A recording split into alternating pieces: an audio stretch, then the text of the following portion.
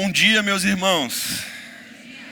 Coisa boa estarmos aqui para juntos adorar o Senhor e ouvir a sua palavra nesse momento também. Peço então que você abra sua Bíblia em 2 Tessalonicenses.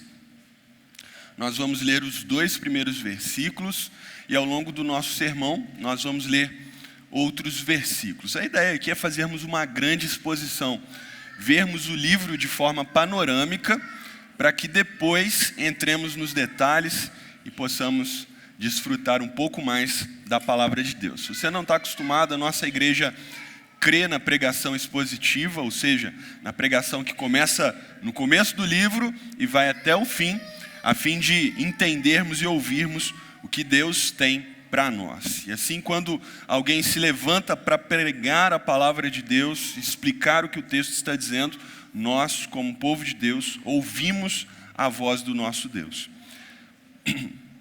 Então, abra sua Bíblia em 2 Tessalonicenses, a segunda carta do apóstolo Paulo aos Tessalonicenses, capítulo 1, versículos 1 e 2.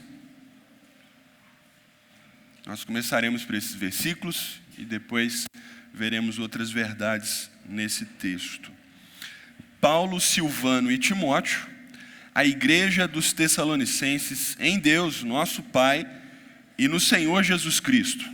A vocês, graça e paz da parte de Deus Pai e do Senhor Jesus Cristo. Até aqui a palavra de Deus, e que o Senhor nos abençoe nessa manhã. Quero começar, meus irmãos, fazendo uma pergunta a você. Você é um cristão secular? Você é um cristão secular? O que eu quero dizer por isso? Hoje, como você bem sabe, muitas pessoas se dizem cristãs. Muitas pessoas se dizem crentes na Bíblia.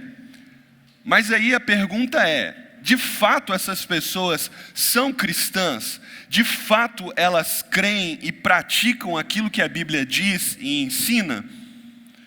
Eu quero frisar nessa manhã, meus irmãos, que um cristão secular é aquele que tem a sua esperança apenas neste tempo, neste século, no momento presente em que vivemos. E por essa razão é muito possível que um cristão secular leia a sua Bíblia, vá à igreja, faça até orações, contribua financeiramente e até com o seu tempo na sua igreja local, ele converse sobre questões bíblicas, mas a sua esperança se resume apenas neste tempo.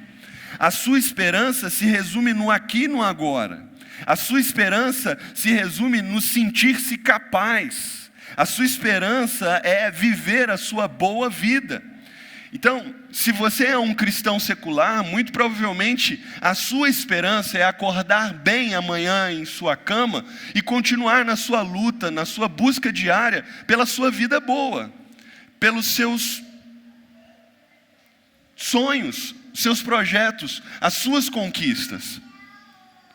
Isso tem permeado e feito com que muitos crentes pensem dessa forma acerca da sua vida cristã. E o apóstolo Paulo, em 1 Coríntios capítulo 15, versículo 19, diz o seguinte, preste atenção no que o apóstolo Paulo diz. Se é somente para esta vida que temos esperança em Cristo, somos de todos os homens os mais dignos de compaixão. O apóstolo Paulo não está dizendo que se nós vivemos uma vida desregrada, ou se nós vivemos uma vida de qualquer jeito, ele está falando, olha, se nós até cremos em Cristo, e a nossa esperança nele se resume apenas neste tempo e apenas nessa vida, mais miseráveis de todos os homens nós somos. Então a pergunta que eu faço para você nessa manhã, com base em 2 Tessalonicenses, é, você é um cristão secular? A sua esperança está em quê? Porque a nossa esperança, meus irmãos, molda a forma como nós vivemos. E era exatamente isso que estava acontecendo na igreja em Tessalônica. embora aqueles irmãos estivessem vivendo como cristãos, e eles até são elogiados no começo da sua carta, a sua vida havia deixado a expectativa correta acerca da vinda do Senhor, e por essa razão eles estavam vivendo de alguma forma desesperançosos e com uma vida desregrada. Desliga o ventilador ali para mim, gente. Desculpa matar vocês de calor, mas aqui. Obrigado, tá? E essa então é a segunda carta que o apóstolo Paulo escreve aos Tessalonicenses, e o que nos surpreende é que essa carta ela é escrita entre 2 e 3 meses depois da primeira. Isso porque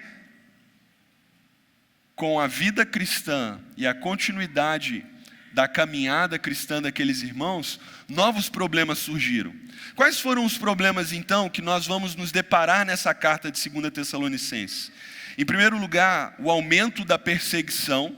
A perseguição continua e fica cada vez pior àqueles cristãos, mas com isso, falsos ensinos relacionados à segunda vinda do Senhor começaram a conquistar o coração daqueles irmãos, trazendo exatamente essa desesperança. E uma postura, portanto, desesperançosa e ociosa, e a gente vai tentar entender o que isso significa, tomou conta de muitos daqueles irmãos. É por essa razão que o propósito da carta aos Tessalonicenses é, em primeiro lugar, consolar os crentes que estão sendo perseguidos, corrigir o falso ensino e confrontar aqueles que são desobedientes. Em resumo, o que nós vamos aprender hoje no livro é que a igreja deve guardar o ensino verdadeiro e ser ativa na prática do bem enquanto espera a gloriosa vinda do Senhor. Simples assim, é sobre isso que 2 Tessalonicenses diz. E para o nosso aprendizado nessa manhã, meus irmãos, eu gostaria de ver com vocês o que nós devemos fazer enquanto nós esperamos pela vinda do Senhor. Eu acredito que, como cristão, você deva ter uma expectativa de ver o retorno do nosso Senhor Jesus Cristo. Amém? Eu espero que assim seja na sua vida. Mas enquanto o Senhor Jesus Cristo não vem, qual é a nossa postura? Qual é a nossa caminhada? Como nós devemos nos portar neste mundo enquanto esperamos a manifestação de nosso Senhor Jesus Cristo? É isso que a carta fala, e ela vai nos instruir acerca de 3 posturas que devemos ter diante da iminência da volta do Senhor Jesus Cristo. A primeira postura, meus irmãos, está exatamente no capítulo 1, quando nos ensina que, enquanto nós esperamos, nós devemos manter a nossa esperança. Parece até redundante, mas o problema é que muitos dos cristãos simplesmente perderam de vista a vinda do Senhor Jesus Cristo. Perderam de vista essa esperança que no tempo atrás foi conhecida como a bendita esperança, e esperam apenas para esta vida. Se concentram apenas nos seus afazeres e se desesperam pelas perseguições, tribulações e aflições que enfrentam nesse mundo. O que nós estamos vendo aqui nessa segunda carta é que a aflição e a perseguição àqueles irmãos, ela aumentou consideravelmente. O apóstolo Paulo, num primeiro momento, até elogia a fé, o amor deles, mas é interessante que no versículo 3, ele não fala mais daquela esperança que eles também tinham, lá de 1 Tessalonicenses capítulo 1, nos versículos 2 em diante. Veja o que ele diz aqui no capítulo 1, versículo 3. Irmãos, devemos sempre dar graças a Deus por vocês, e isso é justo, porque a fé que vocês têm cresce cada vez mais, e muito aumenta o amor de todos vocês uns pelos outros. Mas o apóstolo Paulo não diz mais, olha, e eu fico feliz porque vocês mantêm a esperança. Ele vai até dizer, olha, vocês estão sendo perseverantes, vocês estão caminhando, mas há uma preocupação no coração de pastor do apóstolo Paulo, de que aqueles irmãos percam de vista a sua esperança devido às suas muitas aflições. É por essa razão que ele vai lembrar e reforçar essa esperança escatológica no coração daqueles irmãos. Há uma esperança que nós devemos ter, e essa esperança, meus irmãos, não se resume para esta vida, mas é uma esperança escatológica. É uma esperança de um dia em que nós veremos e estaremos com o nosso Senhor. E o apóstolo Paulo lembra e reforça essa esperança àqueles irmãos, dizendo algumas coisas. Tudo isso será visto com mais detalhes nas próximas mensagens, mas ele diz nos versículos 8 a 10, acompanhe comigo na sua Bíblia: Ele punirá os que não conhecem a Deus e os que não obedecem ao Evangelho de nosso Senhor Jesus Cristo. Eles sofrerão a pena da destruição eterna, a separação da presença do Senhor e da majestade do seu poder. Isso acontecerá no dia em que Ele vier para ser glorificado em seus santos e admirado em todos os que creram, inclusive vocês que creram em nosso testemunho. O que o apóstolo Paulo está dizendo então, em um primeiro lugar, para consolar e trazer a esperança devida àqueles irmãos, é que todo o mal será punido. Todas as injustiças, todas as arbitrariedades e a perseguição cometida contra os irmãos, contra os que são da fé, será devidamente punida no fim dos tempos, na manifestação de nosso Senhor Jesus Cristo. Ele continua no versículo 5, dizendo também a nós que essas aflições são provas de que os tessalonicenses, bem como a todos os crentes, são dignos do reino de Deus. Elas dão prova do justo juízo de Deus e mostram o seu desejo de que vocês sejam considerados dignos do seu reino, pelo qual vocês também estão sofrendo. O apóstolo Paulo, em Romanos capítulo 8, versículos 16 e 17, diz que se nós sofremos com Cristo, nós também reinaremos com Ele. O que o apóstolo Paulo está nos ensinando, portanto, é que os sofrimentos deste tempo, e em especial as perseguições, devem nos animar ao invés de nos entristecer e de nos tirar a esperança, porque nós sabemos que estamos com Deus, estamos em Cristo e somos merecedores, herdeiros do reino de Deus.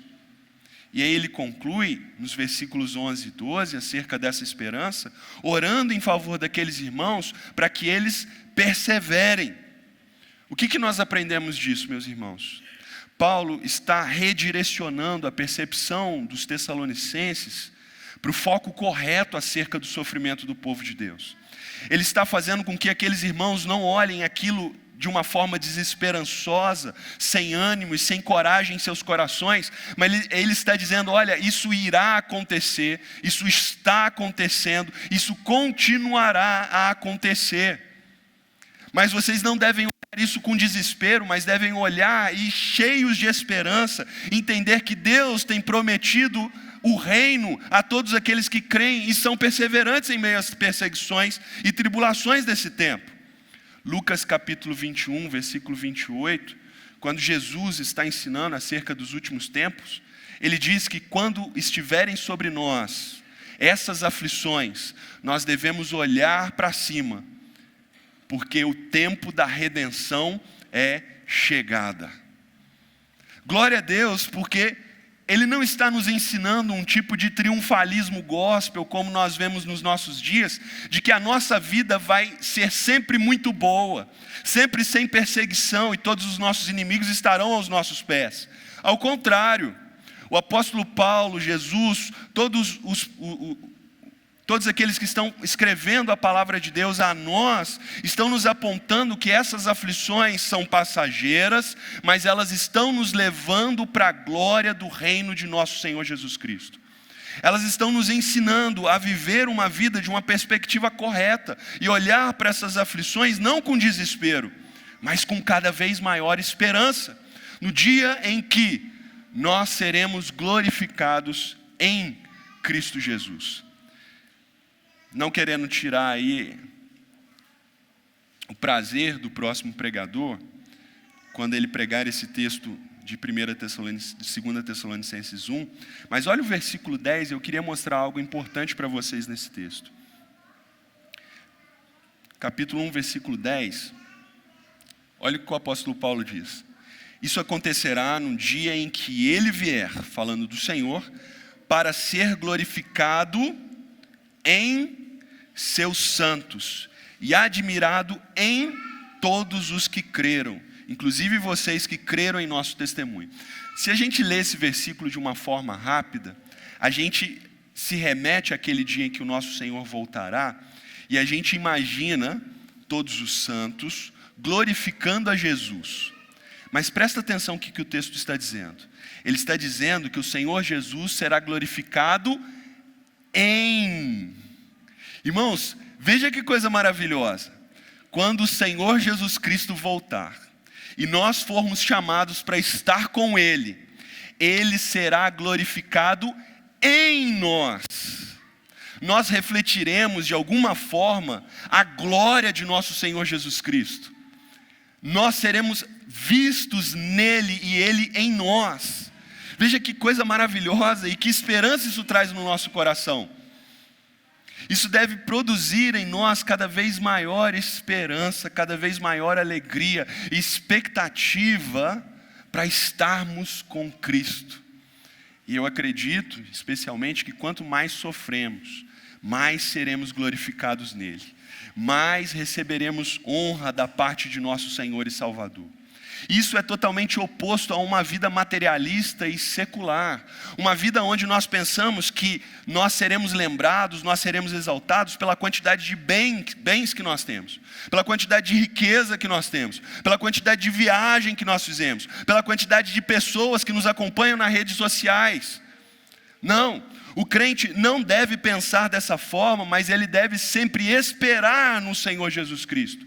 Porque quando nós temos esperança neste tempo e o nosso coração está firmado nas coisas deste tempo, elas não são suficientes para manter a nossa alegria e a nossa esperança quando as aflições vêm. Porque a nossa fama pode passar, os nossos bens podem acabar, a nossa conta bancária pode estar no vermelho, mas quando nós esperamos no Senhor Jesus Cristo, nós recebemos a devida alegria e verdadeira motivação para vivermos neste mundo. Então, em primeiro lugar, nós aprendemos que enquanto esperamos o Senhor, nós mantemos a nossa esperança no lugar correto, com uma expectativa correta. Mas para isso, em segundo lugar, nós devemos nos manter firmes na doutrina. E é sobre isso que o capítulo 2 fala. Veja no capítulo 2, versículos 1 a 3, que o apóstolo Paulo diz o seguinte: irmãos, quanto à vinda de nosso Senhor Jesus Cristo e a nossa reunião com Ele, rogamos a vocês que não se deixem abalar, nem alarmar tão facilmente, quer por profecia, quer por palavra, quer por carta supostamente vinda de nós, como se o dia do Senhor já estivesse chegado. Não deixem que ninguém os engane de modo algum. Meus irmãos, é muito interessante que vira e mexe, acho que pelo menos uma vez por ano, uma falsa mensagem acerca da vinda do Senhor Jesus Cristo aparece. E aí os irmãos começam a proliferar aquilo nas redes sociais. E aí manda mensagem para o pastor: pastor, olha isso aqui, Jesus está voltando, é agora, amanhã. Tem uns que marcam data, tem uns que falam que Jesus já voltou e coisas como essas.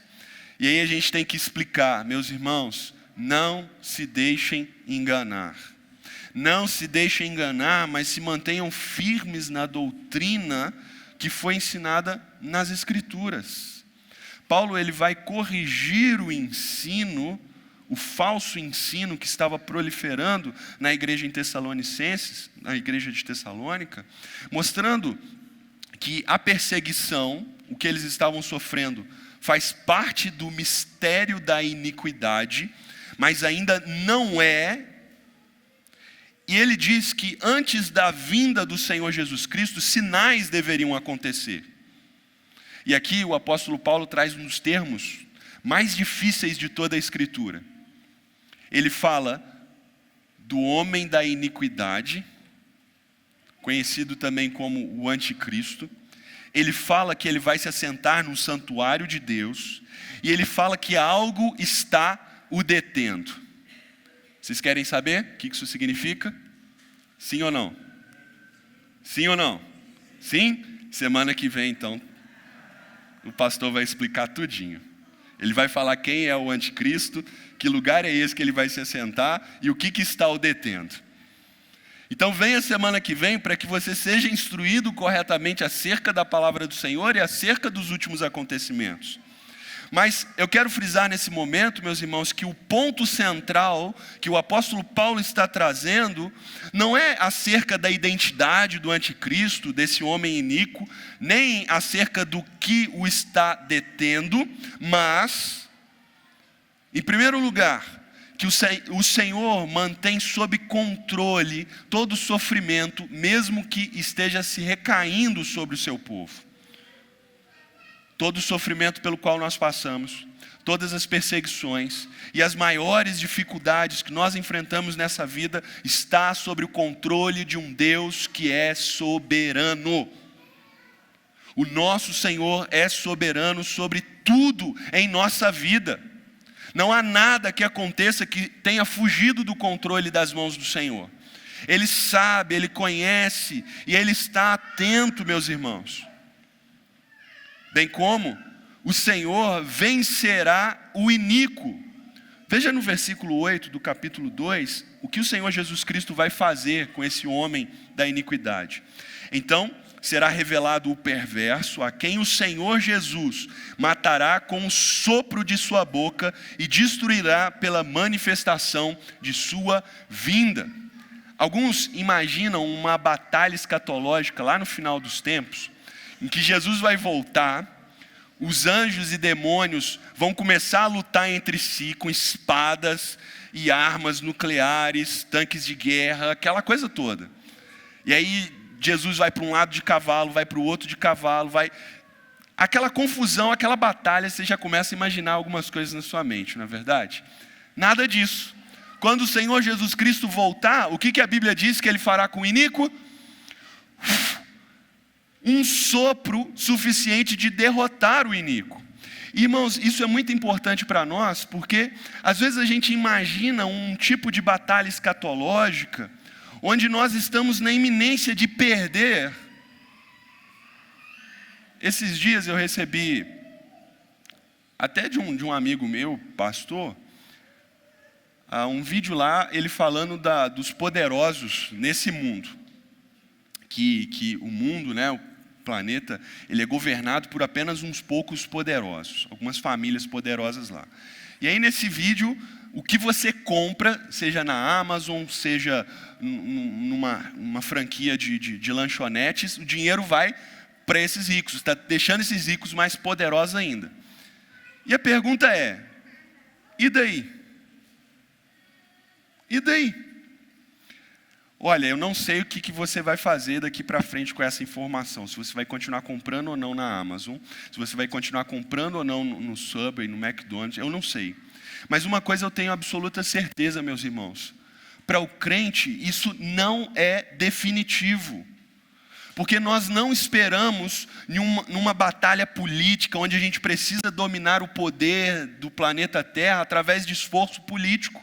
Não é através de colocar o devido presidente da república no seu lugar, para que ele possa finalmente trazer o reino de Deus. Nada disso. O Senhor Jesus é quem está trazendo o reino de Deus. Então, não são forças políticas, econômicas ou qualquer coisa que seja, mas é o poder do nosso Senhor que está trazendo o reino. Por enquanto nós somos representantes que devemos viver conforme essa esperança. Eu acho que no final das contas, toda visão escatológica, ela tem que ser pessimista. Mesmo os pós-milenistas, né? Ele tem que ser pessimista. Por quê? Porque ele não pode acreditar que o governo desse mundo vai implantar o reino de Deus.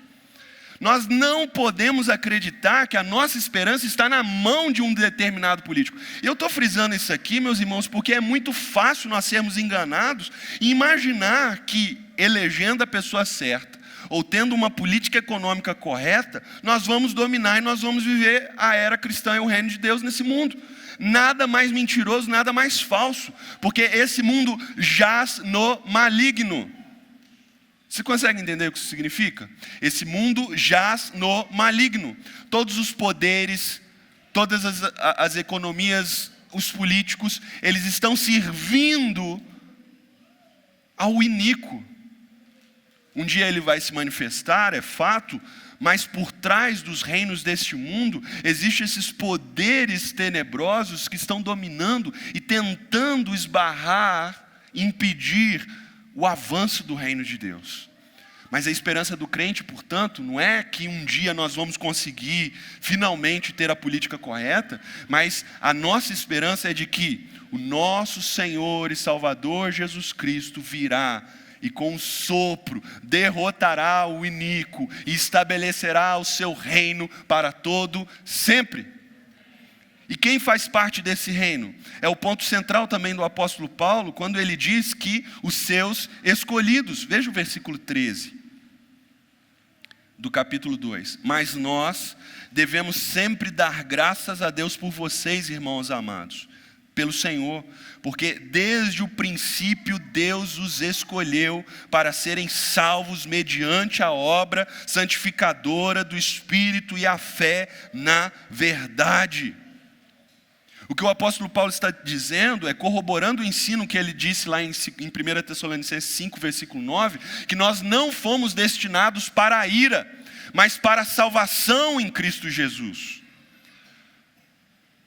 Nós somos herdeiros do reino de Deus. Nós fomos escolhidos pelo nosso Senhor e fazemos parte deste reino inabalável, deste reino que nunca perderá, que triunfará ao final. Esse é o ensino correto acerca da doutrina escatológica da vida cristã. E essa é uma exortação que o apóstolo Paulo faz para que nos apeguemos a essas tradições apostólicas e não a ensinos humanos e não a falsas doutrinas.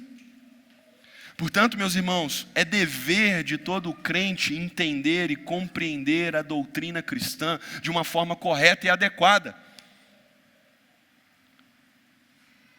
Glória a Deus por nossa igreja, que tem se empenhado no ensino da doutrina cristã. Embora hajam até divergências escatológicas, diferentes posições acerca de como as coisas acontecerão, mas porque nós somos apegados à doutrina, o falso ensino tem sido repelido, e nós temos crescido e avançado como um povo de Deus. Eu particularmente não gosto dessa postura que muitos crentes têm, de falar assim, esse negócio de doutrina não é muito comigo, esse negócio de teologia não é comigo, meu negócio é a prática. Meu irmão, você pratica o que se você não conhece a palavra? Você pratica o que se você não conhece a doutrina cristã? Porque toda a nossa prática é baseada na doutrina, é consequência daquilo que nós cremos. Até a nossa esperança é ou não reforçada por aquilo que nós cremos. Se nós não temos a consciência, nós somos facilmente enganados. E Deus quer que nós tenhamos firme a nossa confissão de fé nas Sagradas Escrituras e na tradição dos apóstolos. E quanto mais nós conhecemos a palavra, mais firmes nós estamos no conhecimento de Deus e na esperança verdadeira de todo cristão. Em terceiro lugar, meus irmãos, nós aprendemos de 2 Tessalonicenses que nós devemos nos manter ativos na prática do bem. Em primeiro lugar, nós devemos manter a nossa esperança. Em segundo, nós devemos manter-nos firmes na doutrina. E em terceiro lugar, nós devemos nos manter ativos na prática do bem. Aqui há um problema na carta de Tessalonicenses. O apóstolo Paulo está exortando a pessoas que foram enganadas por esses falsos ensinos e estão vivendo de forma ociosa. Veja o versículo 6 do capítulo 3. Irmãos, em nome de nosso Senhor Jesus Cristo, nós lhes ordenamos que se afastem de todo irmão que vive ociosamente, e não conforme a tradição que vocês receberam de nós. Lá em 1 Tessalonicenses 4, volta lá comigo, em 1 Tessalonicenses 4, versículos 11 e 12, o apóstolo Paulo vai ensinar o seguinte: esforcem-se para ter uma vida tranquila, cuidar dos seus próprios negócios e trabalhar com as próprias mãos como nós os instruímos. a fim de que andem decentemente aos olhos dos que são de fora e não dependam de ninguém. Parece que aqueles irmãos ouviram, mas sabe quando entra no ouvido e sai por outro? Aconteceu. E então aqueles irmãos passaram a viver uma vida ociosa. Jesus já voltou, Jesus vai demorar demais. Eles estão com conceitos errados acerca da escatologia cristã. E agora, por essa razão, eles falam assim, então vamos fazer o seguinte: vamos viver às custas de outras pessoas. Vamos viver às custas de outros irmãos que estão nos sustentando. Essa é uma perspectiva errada acerca da vinda do Senhor, que tem feito com que eles se tornem pessoas ociosas, desregradas e o pior, intrometidas na vida dos outros. Olha o capítulo 3, agora de 2 Tessalonicenses, versículo 11. Pois ouvimos que alguns de vocês estão ociosos, não trabalham, mas andam se intrometendo na vida alheia. Eles perderam todo o foco, toda a esperança da vida cristã e agora estão andando ociosos, dependentes da boa vontade dos outros cristãos e o pior, intrometidos na vida de outras pessoas, cuidando da vida de outras pessoas. Mas veja que o problema aqui não é meramente a questão de não conhecer a expectativa correta acerca da vinda do Senhor. O problema é o egoísmo e malícia do coração. Todos os problemas e todo o foco bíblico está no coração, são motivações erradas. São egoístas e maliciosos querendo se aproveitar da boa vontade dos outros irmãos. Mas a solução do apóstolo Paulo em favor dessa igreja é muito simples. Ela diz o seguinte no versículo 13. Quanto a vocês, irmãos, nunca cansem de fazer o bem. Continuem ativos na prática das boas obras. Continuem ativos na prática do bem. Isso é muito bem expresso nas orações que o apóstolo Paulo faz nessa carta. Ao final de cada capítulo, o apóstolo Paulo faz uma oração. Expressa os seus desejos diante de Deus àqueles irmãos. Volte comigo lá no capítulo 1. E a gente vai considerar essas orações brevemente. Nos versículos 11 e 12, o apóstolo Paulo diz o seguinte: conscientes disso, oramos constantemente por vocês, para que o nosso Deus os faça dignos da vocação e com poder cumpra todo o bom propósito e toda boa obra que procede da fé. Que vocês sejam dignos da vocação e façam aquilo que lhes compete como cristãos.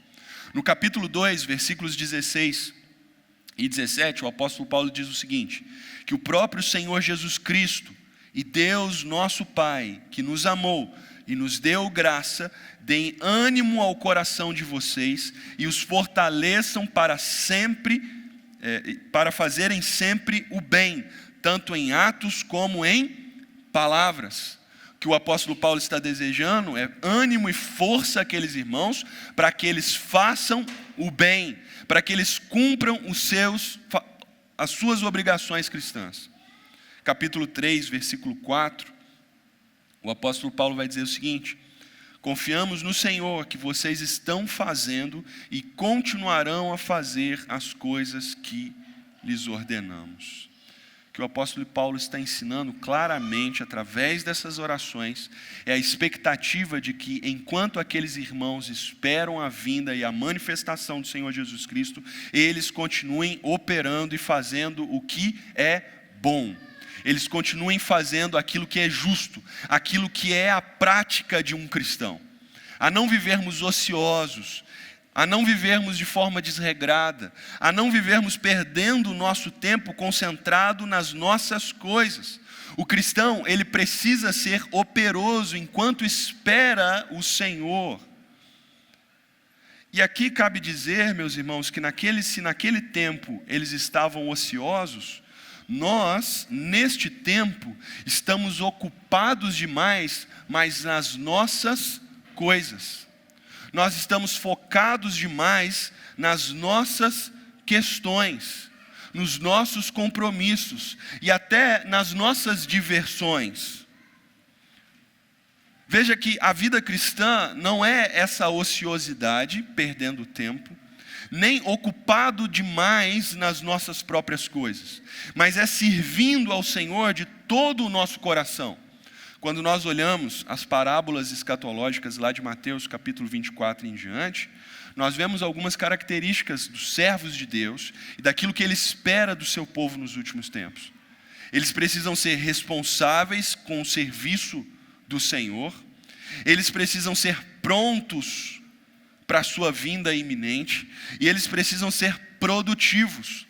Jesus nos ensina a termos uma vigilância ativa, a sermos vigilantes, mas não ficar de braços cruzados esperando o dia do nosso Senhor, mas sermos ativos e práticos na nossa vida cristã. Concluindo, o que nós aprendemos dessa carta, mais uma vez, é que a igreja deve guardar o ensino verdadeiro e ser ativa na prática do bem, enquanto espera a vinda gloriosa do Senhor. Volto à pergunta que fiz inicialmente. Você é um cristão secular? Qual que é a sua expectativa acerca da vinda do Senhor? Você tem guardado o ensino da palavra de Deus? Você tem sido ativo na prática do bem? Talvez hoje a nossa postura seja diametralmente oposta aos Tessalonicenses. Por pensarmos que o Senhor esteja demorando demais, então nós estamos livres para se ocupar dos nossos negócios. Mas, meus irmãos, eu quero dizer que o cristão, ele deve estar tão pronto à vinda do Senhor, que ele deve simplesmente viver de tal forma que, se o Senhor voltar agora, mesmo o que nós estamos fazendo, esteja pronto o suficiente para entregarmos como oferta de louvor ao nosso Deus. Nós não somos chamados a viver uma vida concentrada em nós mesmos, e gastando, desperdiçando o nosso tempo, focado nos nossos próprios negócios, muito menos com falsas expectativas de que a nossa vida é aqui agora, mas nós devemos viver de tal forma que a nossa esperança reflita de fato a nossa confiança de que estamos esperando o nosso Senhor. A sua esperança define a forma como você vive. Aquilo que você espera define a forma como você leva a sua vida.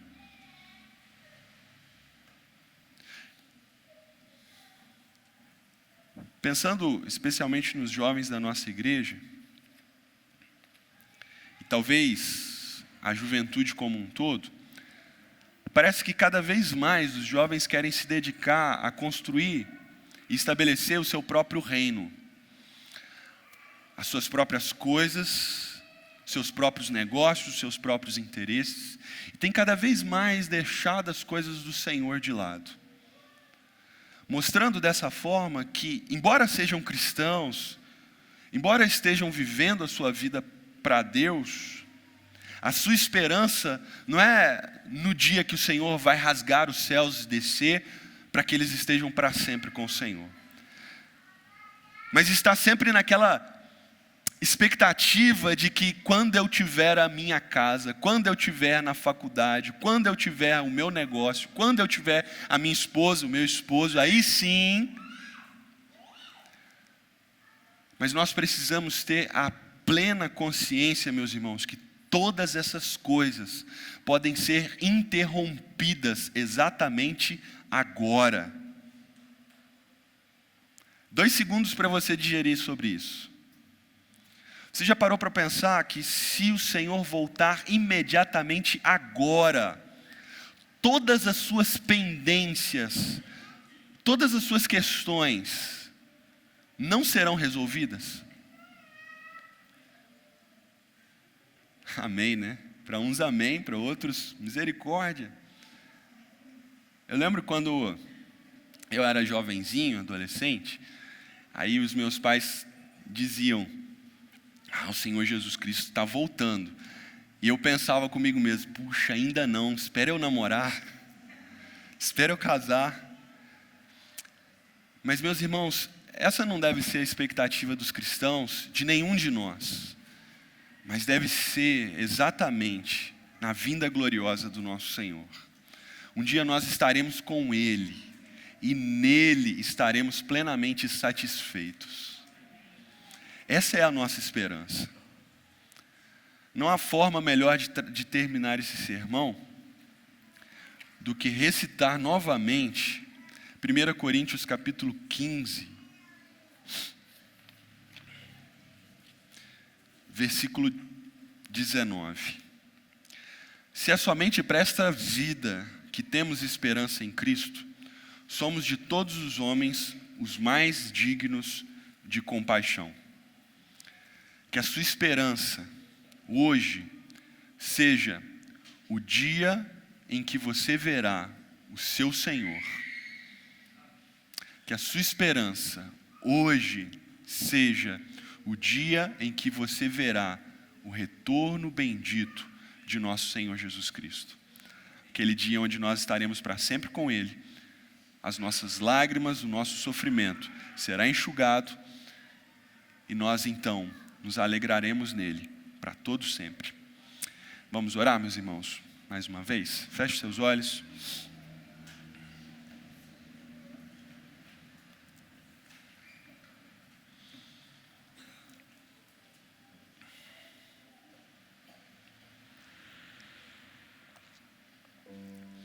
Senhor, a nossa esperança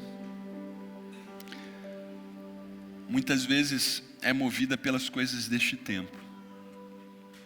E nós ficamos a pensar se as nossas questões forem resolvidas, as nossas conquistas chegarem, nós seremos felizes, estará tudo resolvido. Mas o fato, a verdade, a evidência é de que quando nós vivemos neste mundo, nós estamos sempre vendo as coisas passarem. Algumas vezes nós conquistamos, algumas vezes nós chegamos lá onde queríamos, mas continuamente os problemas voltam, perseguições aparecem, situações das mais difíceis surgem. E, ó Deus, o nosso coração, fraco como é, tende a de fato esmorecer, perder a esperança. E aí nós nos entristecemos, nós nos amarguramos, nós nos sentimos decepcionados. Mas, ó Deus, nós confessamos o nosso pecado diante do Senhor, reconhecendo que por vezes o nosso coração é incrédulo e por causa dessa incredulidade nós perdemos a esperança que temos na vinda do nosso Senhor. Mas hoje, ó Deus, que nós saiamos daqui convictos dessa esperança, que o nosso coração se alegre e se aqueça na expectativa de que um dia nós estaremos contigo para todo sempre.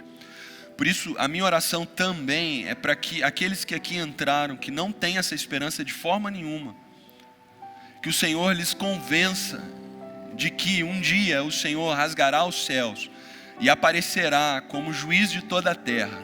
E todos aqueles que não o confessaram como Senhor e Salvador ficarão de fato sem essa esperança e perderão o reino.